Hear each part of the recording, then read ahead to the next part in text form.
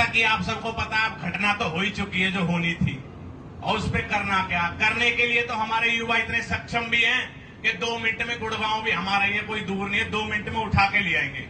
लेकिन वो 60-62 साल का बुजुर्ग जिसमें इतना दिमाग नहीं है, जिसे इतिहास की नॉलेज नहीं है, मैं कह रहा हूं अगर वो मेरे सामने 10 मिनट बैठ जाए तो उसकी आंखों में से खून के आंसू आवा दूंगा, इतने इतिहास मुझे पता है। वो जवाब नहीं दे पाएगा हमारी बातों का, इतनी हमें जानकारी है। बस एक छोटी बात मैं अपने समाज के बीच में करना चाहता हूं कि भाइयों, जिस तरीके से आज बदरपुर में हमारे समाज को गाली दी गई, इस तरीके से करके चले गए, हमारे समाज को कोई खबर नहीं थी, खबर होती तो वहीं पकड़ लेते उसे। मैं बताना चाहता हूं कि सहारनपुर के अंदर ऐसी ही घटना हो गई थी, मूर्ति लगी थी मिहिर भोज जी की, और वहां राजपूतों ने चैलेंज दे दिया था कि आप मूर्ति पे माला अर्पण नहीं करोगे, ये हमारे हैं। और उत्तर प्रदेश के मुख्यमंत्री योगी आदित्यनाथ जी ने भी ऑर्डर कर दिया था कि अगर जो भी गुर्जर यहां बाहर से और यहां का जो रहने वाला नेता कोई भी आएगा तो उसके ऊपर एनएसए के तहत कार्रवाई की जाएगी। लेकिन हमारे गुर्जरों के खून का उबाल तो तुम जानते हो, सहारनपुर के गुर्जर थे, यूपी के गुर्जर और भी खतरनाक है वो। अब वहां पे इकट्ठा हो गए, 10,000 पुलिस फोर्स लगा दी, चारों तरफ पीएससी वीएससी लगा दी। जब 2 लाख गुर्जर उन्हें रोड पे दिखाई दिए तो पीएससी वीएससी उखाड़ के फेंक दी, दिखाई भी नहीं दूर दूर तक। तो मैं बताना चाहता हूं कि अगर तुम इकट्ठा नहीं होगे, भीड़ के साथ नहीं चलोगे, तो हर कोई तुम्हें दबाने की कोशिश करेगा। मैं कह रहा हूं तुम इकट्ठा होकर 1500 की संख्या में कहीं जाकर के बैठो, किसी की हिम्मत नहीं कि तुम्हें हिला भी दे हटा भी दे, 1 घंटे के अंदर अरेस्ट करके ले आएंगे उसे। लेकिन ये जो हमारे लोग सोच रहे हैं कि बदरपुर की घटना है कि बदरपुर के आसपास के लोग इकट्ठा हो, अरे दिल्ली भी तो हम गुर्जरों की है, 80 से 90 गांव है इस दिल्ली के अंदर, और इस दिल्ली के अंदर हमारा ऐसा अपमान हो रहा है। दिल्ली के 4 कोनों में से 3 कोनों पे हम गुर्जर बसते हैं। ये जितने भी प्रधानमंत्री, राष्ट्रपति, जितने भी भवन बने हुए हैं, सारे हम गुर्जरों की जमीनें दी हुई है। और आज दिल्ली के अंदर हमारा इस तरीके से हमारे समाज का अपमान हो रहा है, तो हमारा युवा नौजवान शांत बैठने वाला नहीं है। ये लोग बात करते हैं, इन्हें बता दूं मैं कि ये जो इनका सिसोदिया वंश है, महाराणा प्रताप जी है, वो हमारी गुर्जर माता थी जिसकी देन थे, वरना इनका तो ये भी इतिहास ही नहीं होता। अगर पन्नाधाय गुजरी ना होती तो इनके महाराणा प्रताप ही ना होते। ये हमारे इतिहास पे चुनौती कर रहे हैं। अरे हमने इन्हें कम से कम 10 बार बुलाया है।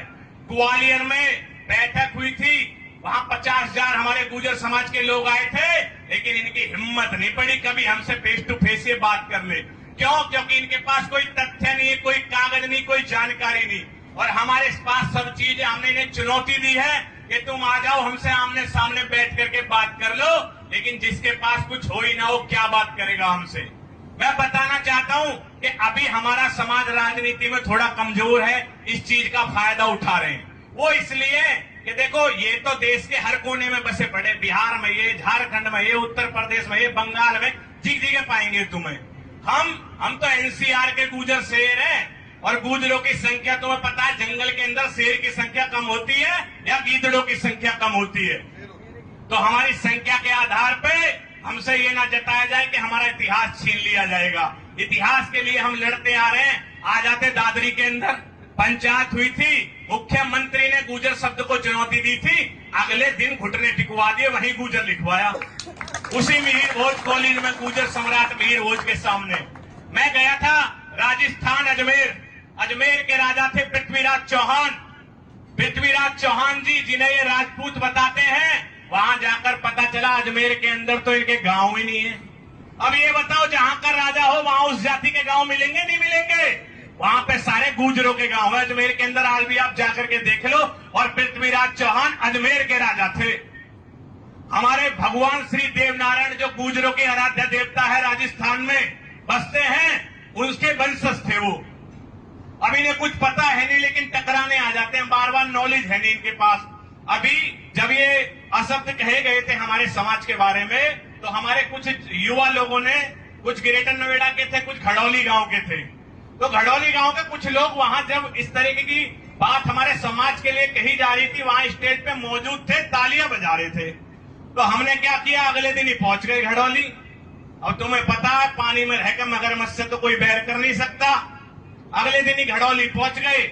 हम सभी युवाओं ने बैठ के बात करी और कुछ युवा पहुंच गए उसके यहाँ, जो पंचायत में मौजूद था। एक लड़का, क्या नाम है उसका, कोई अनिल, हाँ कोई अनिल चौहान, हाँ, उसके घर पहुंच गए और कहने लगा भाई मैं तो वहां बुलाया गया था मुख्य अतिथि के रूप में और मुझसे गलती हो गई, जो मैंने ताली बजा दी, मैं तुमसे क्षमा मांगता हूँ। उसने वही क्षमा मांग ली, हमने मैटर क्लोज कर दिया, चलो भाई ये क्षमा मांग रहा है, कोई दिक्कत नहीं, माफ करो, गलती हो गई।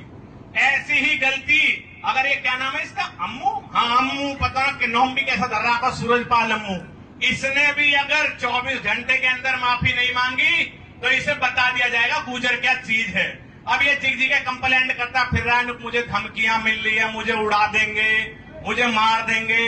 अरे ये चीज तो पहले सोचनी चाहिए थी बोलने से पहले कि तुम किस समाज के बारे में बोल रहे हो, हमारे बारे में बोल रहे हो। जब मुगल आए थे इस देश में तुमने रिश्तेदारी निभाई, हमने मार मार के भगाया उन्हें।